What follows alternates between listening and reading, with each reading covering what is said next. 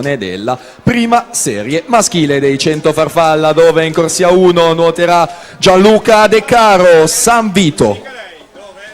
In corsia numero 2 per i nuotatori trentini e criteria di quest'anno è stato argento nei 50 e 100 farfalla, ha partecipato agli Euro Junior del 2014 Mauro Toniato.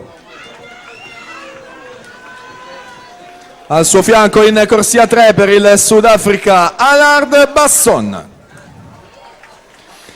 In corsia numero 5 per il Sudafrica, qualificato per i Giochi Olimpici, specialista dello stile libero e della farfalla, Dylan Bosch.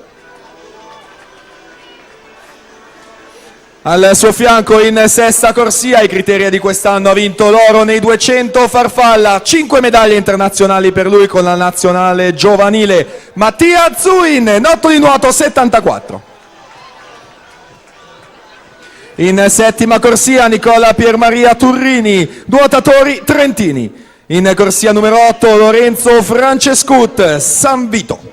E in quarta corsia per il Sudafrica lo ritroviamo a 20 anni, pensate, ha vinto l'Olimpiade nei 200 farfalla a Londra, l'anno dopo a Barcellona 2 titoli mondiali, 2 anni dopo a Kazan, oro nei 100 farfalla e argento nei 200, primatista mondiale in vasca corta della farfalla, 13 medaglie internazionali per lui, Chad le Clos.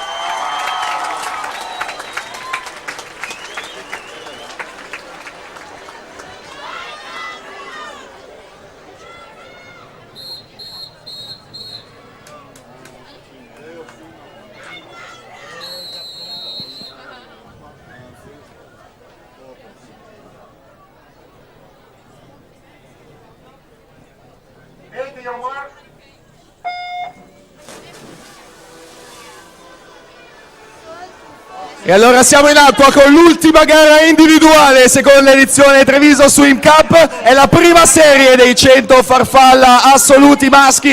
Il record della manifestazione è dell'atleta in corsia 4, Chad le Clos, l'anno scorso 52-11 qui a Treviso. Vediamo il passaggio ai 50, 24 e 57. Allard Basson 25-38, Dylan Bosch 25-49, ma siamo già nella vasca di ritorno con Chad le Clos che sommando mondiali e olimpiadi ha vinto 13 medaglie, 4 ori anche ai mondiali in vasca corta di Doha, atleta saldamente al comando, 52-11 il suo record della manifestazione. Chad le Clos si aggiudica questa prima serie con 52-62. Dylan Bosch in seconda posizione 54-15, Allard Basson in terza posizione 54-87, ancora una grande prestazione qui a Treviso, 52-62, Chad le Clos.